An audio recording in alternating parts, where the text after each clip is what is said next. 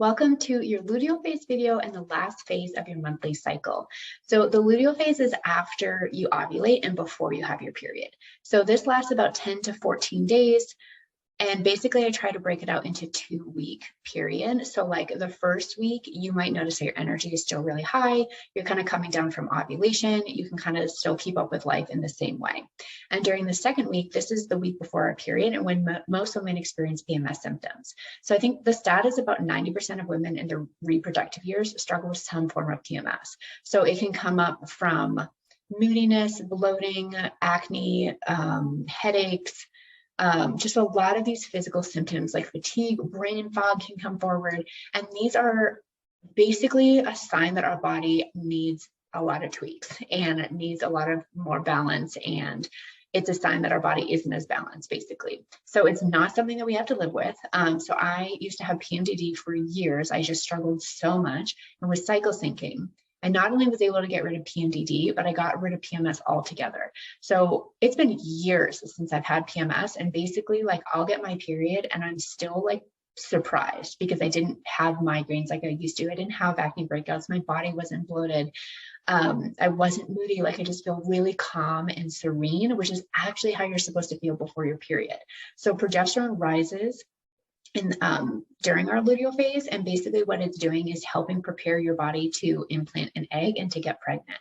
So when we aren't pregnant, we then shed the lining of our uterus, and that is what our period is. We're essentially bleeding out that fluid in that tissue. So with progesterone, it's rising, it's helping prepare you to get pregnant for when and if you're ready to do that.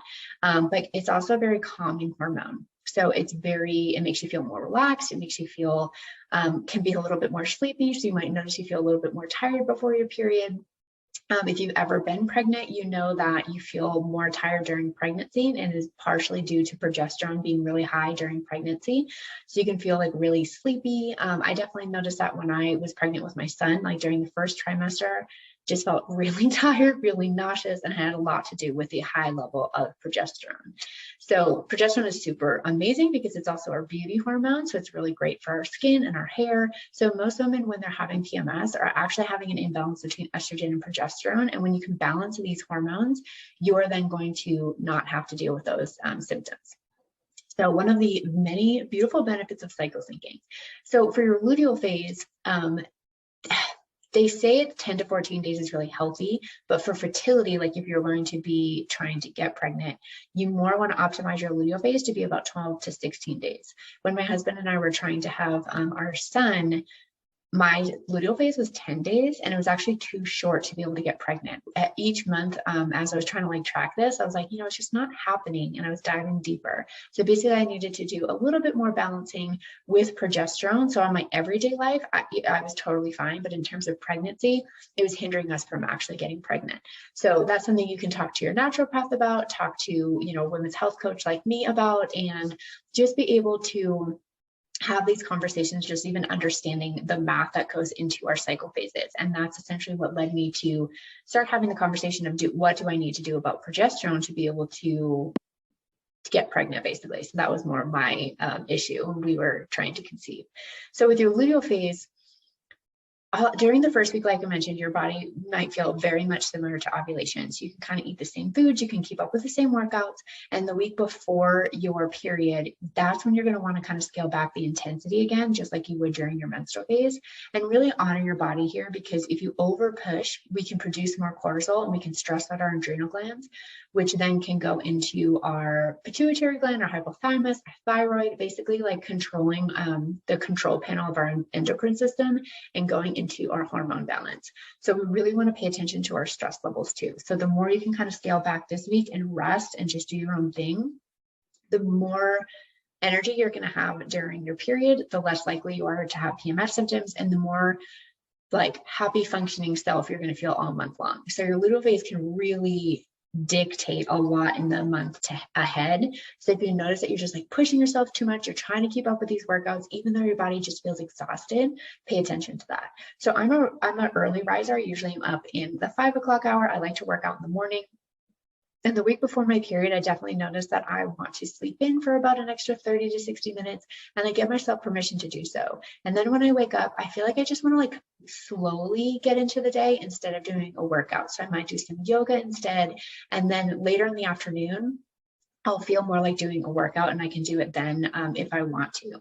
So basically even being able to like read your energy and just understand and give yourself permission when you're feeling that way is okay. And you, especially if you start tracking your cycle, you'll be like, hey, yeah, I'm noticing every single month I just want to lie in bed for an extra hour, or I want to go to bed a bit earlier, and that's okay. I really love taking Epsom salt baths during the luteal phase and during the menstrual phase because it really helps detox our skin. Certainly doing some cardio to get your lymph system moving. So definitely like jumping jacks or jumping on like a mini trampoline, doing something to get your heart pumping at a moderate intensity level is going to make you feel really good and still get your body moving. Acupuncture, I love doing during the luteal phase too if you have any PMS symptoms, because it can also help get your blood circulation going before you then have your periods. You might notice that you feel more relaxed, you feel calmer, and then you actually have a more painless period. And I always have my clients start doing beats before their period to just kind of help get the blood circulation going. And then the best foods to eat during your luteal phase. The luteal phase is associated with fall, so you want to eat anything really grounding and nourishing, like you would during your period. So sweet potato is really grounding. Think of root vegetables that can also help ground your energy. Focusing on turkey, which can help increase tryptophan, which is the precursor to making serotonin, which can boost your mood.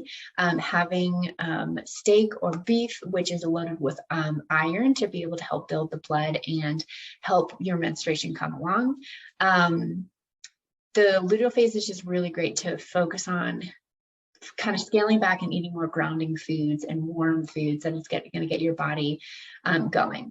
So with good mood foods, I always focus on foods that contain tryptophan, which is an amino acid and precursor to making more serotonin, which is one of our feel-good hormones. So that can be anything from turkey, chickpeas, banana, chia seeds, dark chocolate. I give myself full permission to eat more dark chocolate because it also is loaded with magnesium, which is really calming for our stress levels and our mood. And basically you can think of it as taking your medicine before your period. And then I always focus on 85% or higher because it has less sugar, it has more fiber and more protein, so your blood sugar can stay more balanced, which is also going to make your hormones stay more balanced and your mood stay high. So really even just being able to use foods in this way and really be strategic on what's going on with your hormones throughout your cycle is going to help bring you a lot more balance. And I bet there are so many of these things that you might already be doing intuitively, which is such a beautiful thing of cycle syncing, because it's definitely like putting you in alignment with how your body wants to be anyway and what you're craving and feeling. So it's just, I'm here to help guide you on tapping into that part of yourself, that intuition and the wisdom that your body was born with, to be able to know how to navigate your life in this way and be able to give yourself the support that you need. So it's just like been so much fun diving into these 4 monthly phases with you.